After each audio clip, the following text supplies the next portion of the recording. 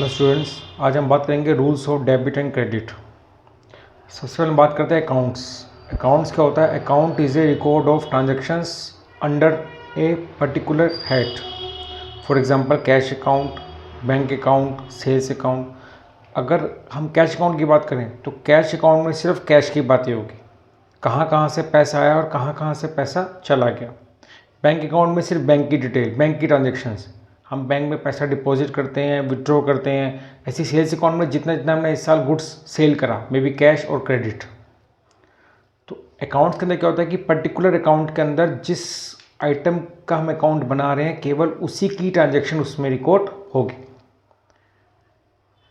चलिए इसकी बात करते हैं। It is divide into the two parts, that is debit and credit. तो इन अकाउंट्स के दो पार्ट होते हैं बेटा।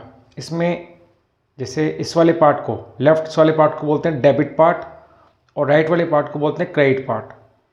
अगर हम इसका फॉर्मेट देखें तो यहाँ पर आता है अकाउंट का नेम, जैसे Ram's account, cash account, bank account, sales account, Mohan's account, capital account. यहाँ पे DR short for debit side and this वो CR क्रेडिट साइड। यहाँ पे date, particulars, journal folio, rupees, date, particular, journal folio, rupees. यहाँ पर आता है नेम ऑफ अदर अकाउंट्स। जैसे हम कैश अकाउंट बना रहे हैं तो कैश हमारे पास, जैसे राम ने हमको पैसा दिया तो यहाँ पर राम्स अकाउंट। हमने गुड्स बेचा, कैश अकाउंट में एक पैसा, सेल्स अकाउंट। हमें पैसा ओनर ने दिया तो कैपिटल अकाउंट। तो जिसमें कैश अकाउंट बनाएंगे तो इसमें कैश का नाम यूज़ नहीं करेंगे, जो दूसरा अकाउंट है उसका नाम यूज़ करेंगे। ऐसे ही हमारे पास, जैसे हम कैश अकाउंट बना रहे हैं और यहाँ हमारे पास से पैसा जा रहा है, हमने गुड्स परचेज़ किया तो परचेज अकाउंट, सैलरी पे करी तो सैलरी अकाउंट। तो एक बात मेन आपको याद रखनी चाहिए कि जिस भी आइटम का हम अकाउंट बनाते हैं उसके साथ जो दूसरा अकाउंट रिलेट करता है ट्रांजैक्शन से, वो दूसरे अकाउंट का नेम इधर आएगा। जिस आइटम का अकाउंट बनाएंगे उसका नेम आपको उस अकाउंट के अंदर यूज़ नहीं करना है। अकाउंट बनाने के लिए हम सबसे पहले यूज़ करेंगे ट्रेडिशनल अप्रोच। वैसे इसमें दो अप्रोच होती हैं, एक होती है ट्रेडिशनल, एक होती है मॉडर्न अप्रोच। तो पहले बात करते हैं classification account by traditional classification. Traditional classification के अंदर हम अकाउंट्स को 3 पार्ट में बांटेंगे, पर्सनल अकाउंट, इम्पर्सनल के अंदर आता है रियल अकाउंट और नॉमिनल अकाउंट। तो बेसिकली हो गया आपका पर्सनल, रियल अकाउंट और नॉमिनल अकाउंट। पर्सनल अकाउंट के अंदर हम बात करते हैं पर्सनस की, जैसे debtor, creditors, firm, companies, capital, drawings. उसके बाद personal account can be classified, एक तो natural person which is created by God, जैसे डेटर्स, क्रेडिटर्स, राम, श्याम, मोहन। तो जब भी हम नेचुरल पर्सन के, जो नेचुरल पर्सन होते हैं हम उनके नेम यूज़ करेंगे, Ram's account, Mohan account, Suresh account, X account, Y account. तो बेसिकली डाटा क्रेडिटर्स ही होते हैं। सेकेंड नंबर पे आता है artificial personal accounts. Artificial person जैसे corporate bodies, clubs, limited company, societies, जैसे X company, Ram's company. Third आता है रिप्रेजेंटेटिव पर्सनल अकाउंट। तो इसमें क्या होता है कि हम कुछ रिप्रेजेंटेटिव वर्ड यूज़ करते हैं उन पर्सन की जगह, जैसे capital account use for owner, drawing account use for owner, prepaid rent account use for person जिसको हमने एडवांस में रेंट पे कर दिया, like landlord. Outstanding salary account, जिस व्यक्ति को हमको सैलरी पे करनी है बट अभी पे नहीं करी। एक्रूड कमीशन अकाउंट, जिससे हमको कमीशन लेनी है। आपको याद रहे हमारी बुक्स में सिर्फ नाम यूज़ होता है डेटर और क्रेडिटर्स का। डेटर वो जिसको हमने क्रेडिट में गुड सेल किया और क्रेडिटर वो जिससे हमने क्रेडिट में गुड परचेज किया। बाकी किसी भी पर्सन का हमारी बुक्स में नेम यूज़ नहीं होता, ठीक। तो उसके लिए हम रिप्रेजेंटेटिव वर्ड्स यूज़ करते हैं। सेकेंड नंबर पे आता है रियल अकाउंट। रियल अकाउंट में बेसिकली टेंजिबल और इनटेंजिबल एसेट्स आती हैं, बट टेंजिबल एसेट में आपको डेटर को इंक्लूड नहीं करना है, याद रहे, बिकॉज डेटर क्या कहाँ पे जाएगा, पर्सनल अकाउंट के अंदर। तो इसमें land, building, plant, machinery, stock, cash, goodwill, patents, trademarks, copyrights, computer, software, equipments, motor vehicles, etcetera etcetera. फिर आता है मेरा थर्ड नंबर पे नॉमिनल अकाउंट। नॉमिनल अकाउंट में बातें होती हैं एक्सपेंसेस और रिवेन्यू की। एक्सपेंसेस फॉर एग्जांपल जैसे salary, purchase, account, interest, rent, wages, stationery, bank charges, legal charges, आपका प्रिंटिंग चार्जेस, और पर्सनल अकाउंट में sales, commission receive, interest receive, discount receive, etcetera etcetera. उसके बाद हम बात करते हैं रूल्स और ट्रेडिशनल अप्रोच। इसके रूल्स क्या होते हैं बेटा? रियल अकाउंट का रूल क्या होता है? Debit what comes in, credit what goes out. यानी जो चीज़ हमारे बिजनेस में आ रही है वो डेबिट होगी, और जो बिजनेस से जा रही है क्रेडिट होगी। Debit what comes in, credit what goes out. दूसरा होता है पर्सनल अकाउंट। ये कहता है debit the receiver, credit the giver. यानी जो हमारे बिजनेस से पा रहा है, रिसीव कर रहा है, वो डेबिट होगा, जो हमें दे रहा है वो क्रेडिट होगा। और नॉमिनल अकाउंट कहता है expenses losses are to be debit, income gain are to be credits. बात समझ आई? एग्जाम्पल की समझते हैं, जैसे ओनर ने बिजनेस स्टार्ट किया, तो बिजनेस में क्या आ रहा है? कैश। कहाँ पर जाएगा? डेबिट साइड में। डेबिट व्हाट कम्स इन, तो बिजनेस में कैश आ रहा है, वो कैश जाएगा डेबिट साइड में। और वो कैश दे कौन है? ओनर। ओनर मतलब person, he is a giver, तो क्रेडिट द गिवर, तो वो कैपिटल अकाउंट कहाँ पर जाएगा? क्रेडिट साइड में।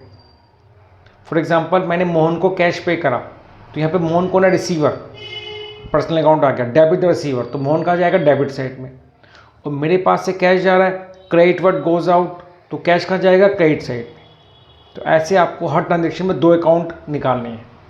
अब वो डेबिट में जाएंगे या क्रेडिट में जाएंगे, सबसे पहले उनका नेचर पता होना चाहिए कि वो रियल है, पर्सनल है, नॉमिनल है, और फिर उसमें रूल्स अप्लाई करना है आपको। ठीक, तो real account debit what comes in, credit what goes out. Personal account debit the receiver, credit the giver. Nominal account expensive losses are to be debit and income and gain are to be credit. फिर हम बात करते हैं modern approach, modern classification. इसमें accounts को 5 parts में बांटते हैं बेटा: assets, liabilities, capital, revenue, expenses. पहले बात करते हैं एसेट्स। एसेट्स में क्या आता है? Land and building, plant and machinery, furniture, patents, inventory, cash bank. दूसरा लायबिलिटी अकाउंट, इसमें क्या आता है? Creditors, outstanding expenses, bank loan, bank overdraft, advance income. तीसरा कैपिटल अकाउंट, जिसमें कैपिटल ड्राइंग आती है। फोर्थ रिवेन्यू अकाउंट, जिसके अंदर sales, discount receive, interest receive, commission receive और bad debts recover etcetera etcetera आती हैं। फिर पांचवा आपका एक्सपेंसेस अकाउंट। इसमें purchase, wages, salary, carriage, depreciation, discount allow, rent, commission, आपका stationery, printing, bank charges, legal charges, general expenses, charity, bad debts etcetera, बहुत सारे आते हैं। अब इनके भी रूल्स हैं। अब बात करते हैं rules of debit and credit, यानी मॉडर्न अप्रोच के रूल्स। इसमें पहला एसेट्स के रूल्स। ये कहता है कि अगर एसेट इंक्रीज़ होती है तो डेबिट साइड में लिखा जाता है, और एसेट डिक्रीज़ होती है तो क्रेडिट साइड में लिखा जाता है। यानी अगर आप मशीनी अकाउंट बना रहे हो, अगर मशीनी परचेज करेंगे, यानी मशीनी हमारे पास आएगी, इंक्रीज़ होगी, तो मशीन अकाउंट में कहाँ पर लिखेंगे? ट्रांजेक्शन को डेबिट साइड में। अगर मशीन सेल करेंगे तो यानी मशीन हमारे पास से कम हो जाएगी, तो ये ट्रांजेक्शन कहाँ पर जाएगी? क्रेडिट साइड में। सेम ऐसे हम कैश अकाउंट बना रहे हैं, अगर हमारे पास कैश आएगा तो कैश इंक्रीज़ होगा, कहाँ पर जाएगा? डेबिट साइड में। हम कैश पेड करेंगे तो कैश हमारे पास से डिक्रीज होगा, कहाँ पर जाएगा? क्रेडिट साइड में। सेम आपका एक्सपेंसेस अकाउंट, ये कहता है एक्सपेंसेस बढ़ते हैं तो डेबिट और कम होते हैं तो क्रेडिट। इंक्रीज होंगे तो डेबिट, डिक्रीज होंगे तो क्रेडिट। जैसे मैं रेंट पे करूँगा तो रेंट के मैं एक्सपेंसेस पे करूँगा तो एक्सपेंसेस बढ़ेगा, तो कहाँ पर जाएगा? रेंट अकाउंट में, डेबिट साइड में। सैलरी पे करूँगा तो सैलरी अकाउंट की डेबिट साइड में एंट्री करेंगे हम, टू कैश अकाउंट के नाम से। वेजेस पे करूँगा तो वेजेस अकाउंट के डेबिट साइड में एंट्री करेंगे टू वेजेस कैश अकाउंट के साथ। फिर थर्ड है मेरा कैपिटल अकाउंट। कैपिटल अकाउंट कहता है कैपिटल इंक्रीज होती है तो क्रेडिट और डिक्रीज होती है डेबिट। यानी अगर ओनर बिजनेस में पैसा लगा रहा है तो उसकी कैपिटल बढ़ेगी, और कैपिटल बढ़ेगी तो क्रेडिट। ऐसे रिवेन्यू अकाउंट, रेवेन्यू बढ़ती है तो क्रेडिट और कम होती है तो डेबिट। जैसे हमें इंटरेस्ट रिसीव हुआ, इंटरेस्ट रिसीव रिवेन्यू, हम गुड्स बेच रहे हैं, सेल्स कर रहे हैं, रिवेन्यू, तो ये कहाँ जाएगा? सेल्स अकाउंट के क्रेडिट साइड में by cash account. Interest receive credit side में बाय कैश अकाउंट। ऐसे लायबिलिटी, लायबिलिटी बढ़ती है तो क्रेडिट, कम होती है डेबिट। जैसे मैंने क्रेडिटर से कुछ परचेज किया, राम से कुछ परचेज किया, तो राम कौन है? मेरे क्रेडिटर। अब राम को पैसा मुझे देना है तो लायबिलिटी बढ़ गई, तो कहाँ जाएगा? राम के क्रेडिट साइड में। ऐसे ही राम को मैंने पे कर दिया तो लायबिलिटी कम हो जाएगी, तो राम अकाउंट में कहाँ जाएगा? वो डेबिट साइड में। तो लायबिलिटी बढ़ेगी तो क्रेडिट बढ़ेगी कब? जैसे गुड्स परचेज कर रहे हैं, और घटेगी जब डेबिट होगा, जब जैसे उसको कैश पेड कर रहे हैं। अब हम करते हैं एनालिसिस ऑफ ट्रांजेक्शन। कुछ एग्जाम्पल लेके समझते हैं। यहाँ पे लेके चलेंगे transactions, account involve, nature of accounts, और आपका इफेक्ट और डेबिट क्रेडिट। जैसे x start business with cash, x ने बिजनेस स्टार्ट किया तो इसका इफेक्ट दो अकाउंट में पड़ेगा। The first is cash account, second is capital account. Cash क्या? हमारी एसेट, और कैपिटल है। तो यहाँ पर बिजनेस में कैश आएगा तो यानी इंक्रीज होगा, और ऐसे इंक्रीज होगी तो कहाँ पर जाएगा? डेबिट साइड में। ऐसी ओनर बिजनेस में पैसा लगा रहा है तो उसकी कैपिटल इंक्रीज होगी, कैपिटल इंक्रीज होगी तो कहाँ पर जाएगा? क्रेडिट साइड में इंक्रीज। कैपिटल इंक्रीज होगी तो कहाँ पर जाएगा? क्रेडिट साइड में। Next, deposit cash into the bank, bank में पैसे जमा कराया। अब यहाँ पे दो अकाउंट इन्वॉल्व है, एक तो बैंक अकाउंट है, कैश अकाउंट।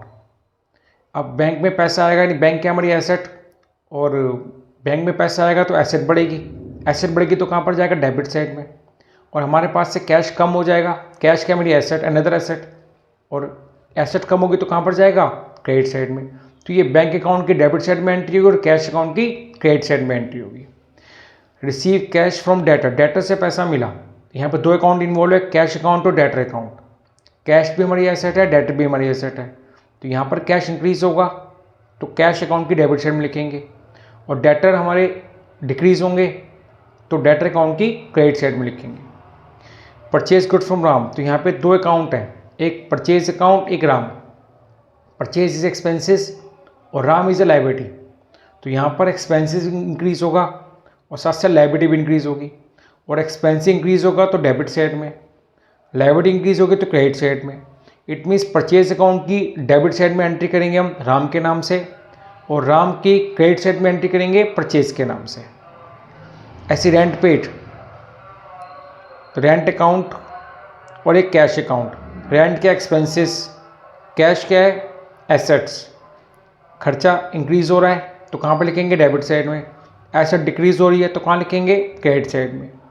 अब इसका इफेक्ट देखें तो रेंट अकाउंट की डेबिट में जाएगा कैश के नाम से, और कैश अकाउंट की क्रेडिट में जाएगा रेंट के नाम से, बिकॉज कैश डिक्रीज हो रहा है ना। इंटरेस्ट रिसीव्ड, इसमें दो अकाउंट इन्वॉल्व है, कैश अकाउंट और एक इंटरेस्ट अकाउंट। यहाँ पे कैश एसेट है, ऐसे इंक्रीज हो रही है, इंक्रीज होगा तो डेबिट। इंटरेस्ट रेवेन्यू है, रेवेन्यू इंक्रीज होगी तो क्रेडिट। तो यानी कैश अकाउंट की डेबिट में जाएगा इंटरेस्ट के नाम से टू इंटरेस्ट अकाउंट, और इंटरेस्ट के क्रेडिट में जाएगा बाय कैश के नाम से। तो यहाँ पे ऐसे आपको हर ट्रांजेक्शन में दो अकाउंट इन्वॉल्व करने हैं। अब वो एक अकाउंट एसेट है, दूसरा कैपिटल है, या एसेट है, एक्सपेंसेस है, लायबिलिटी है, रेवेन्यू है, उस हिसाब से आपको इसको नेचर बना के देखना, वो इंक्रीज हो रहे हैं, डिक्रीज हो रहे हैं, और उसको डेबिट और क्रेडिट साइड में लिखना है। एक बात और, एक ट्रांजेक्शन एक अकाउंट में डेबिट में जाएगी तो वही ट्रांजेक्शन दूसरे अकाउंट में क्रेडिट में जाएगी। क्लियर? तो इसको रिवाइज करिएगा। बाय बच्चों।